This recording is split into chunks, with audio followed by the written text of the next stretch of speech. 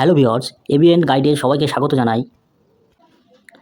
আজকের ক্লাসে আমি কয়েকটি আন্তর্জাতিক সংস্থা সম্পর্কে আলোচনা করব, যেগুলি আসন্ন ডব্লিউবিপি, কেপি, এমটিএস, ডব্লিউবি পঞ্চায়েতের পরীক্ষায় খুবই গুরুত্বপূর্ণ। প্রথম সংস্থাটি হলো সার্ক, যার সম্পূর্ণ নাম the south Asian for regional cooperation, যেটি প্রতিষ্ঠিত হয় 1985 খ্রিস্টাব্দে 8ই ডিসেম্বর বাংলাদেশের ঢাকায়। এর সদর দপ্তর 1987 খ্রিস্টাব্দে 17ই জানুয়ারি নেপালের কাঠমান্ডুতে প্রতিষ্ঠিত হয়েছিল। সদস্য সংখ্যা, প্রথম দিকের সদস্য সংখ্যা ছিল 7টি।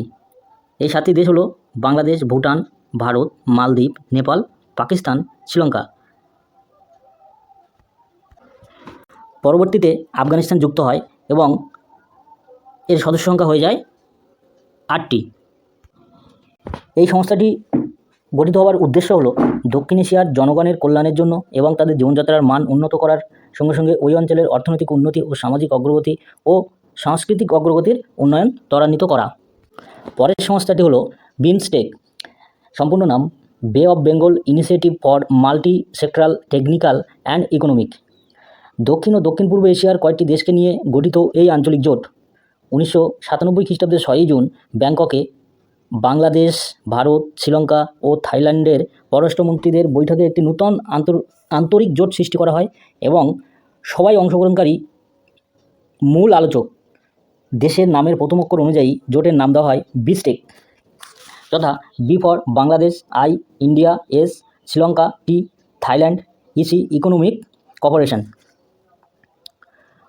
যদিও প্রথম দিকে মিয়ানমার এই সবার পর্যবেক্ষক হিসেবে অংশ নেয়, পরবর্তীতে 1997 খ্রিস্টাব্দে 22শে ডিসেম্বর প্রথম পর্যায়ের বৈঠকে মিয়ানমারকে পূর্ণ সদস্য হিসাবে গ্রহণ করা হয়। মিয়ানমারের সদস্য হিসেবে যোগদানের পর সংগঠনটি কিছুটা পরিবর্তিত হয়ে বিমস্টেক রাখা হয়। পরবর্তীকালে 2003 সালে নেপাল, ভুটানকে গঠনটির পূর্ণ সদস্য পদ প্রদান করা হয় এবং 2004 সালে 31শে জুলাই সংগঠনের প্রথম আনুষ্ঠানিক শীর্ষ সম্মেলনের নেতৃবৃন্দ সংগঠনটির নাম পরিবর্তনের পক্ষে মত দেন এবং সংগঠনটির পরিবর্তিত নাম হয় বিমস্টেক। পরবর্তী সংস্থাটি হলো দ্য ওয়ার্ল্ড ব্যাংক। এটি প্রতিষ্ঠিত হয় জুলাই 1944 খ্রিস্টাব্দে। এটা একটি আন্তর্জাতিক সংস্থা এবং চুক্তিভিত্তিক সংগঠন। এর উদ্দেশ্য হলো আর্থিক লেনদেন। অবস্থান, এটি ওয়াশিংটন ডিসি, যুক্তরাষ্ট্র।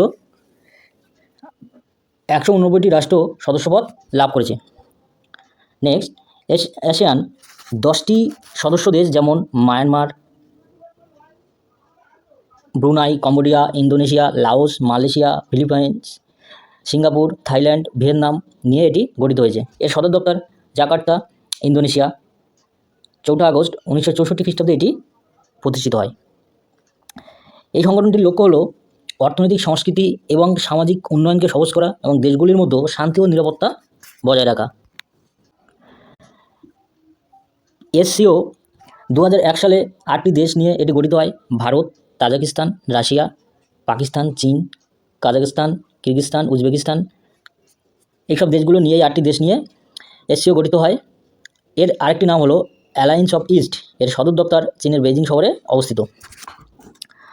ওয়ার্ল্ড ট্রেড অর্গানাইজেশন 1995 খ্রিস্টাব্দে 1 জানুয়ারি এই আন্তর্জাতিক সংস্থা বা আন্তঃসরকারি সংস্থা প্রতিষ্ঠিত হয়। উদ্দেশ্য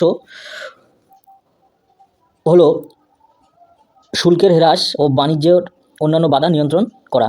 সদর দপ্তর সেন্টার উইলিয়াম জাপাট, জেনেভা, সুইজারল্যান্ড। বিশ্বব্যাপী প্রায় 164টি দেশ এর সদস্যতা লাভ করে। এই 164টি দেশের মধ্যে 160টি দেশ জাতিসংঘের সদস্য রাষ্ট্র। পরে ইউরোপীয় ইউনিয়ন, হংকং, ম্যাকাও, তাইওয়ান যুক্ত হয়। এই 4টি দেশ যুক্ত হয়ে মোট সদস্য সংখ্যা দাঁড়ায় 164টি। আরেকটি গুরুত্বপূর্ণ সংস্থা হলো ব্রিক্স। 2009 সালে এটি প্রতিষ্ঠিত হয়। এর সদর দপ্তর সাংহাই, চীনে অবস্থিত। সদস্য রাষ্ট্র হলো ব্রাজিল, রাশিয়া, চীন, ভারত ও দক্ষিণ আফ্রিকা। পরবর্তীকালে আর্জেন্টিনা, ইরান, ইউনাইটেড আরব আমিরশাহী, সৌদি আরব, ইথিওপিয়া এর সদস্যপদ গ্রহণ করে। আরও কয়েকটি আন্তর্জাতিক সংস্থা নিয়ে পরবর্তী ভিডিওতে আলোচনা করব। এরকম আরও গুরুত্বপূর্ণ তথ্য পেতে ভিডিওটিকে লাইক করুন, শেয়ার করুন ও সাবস্ক্রাইব করুন।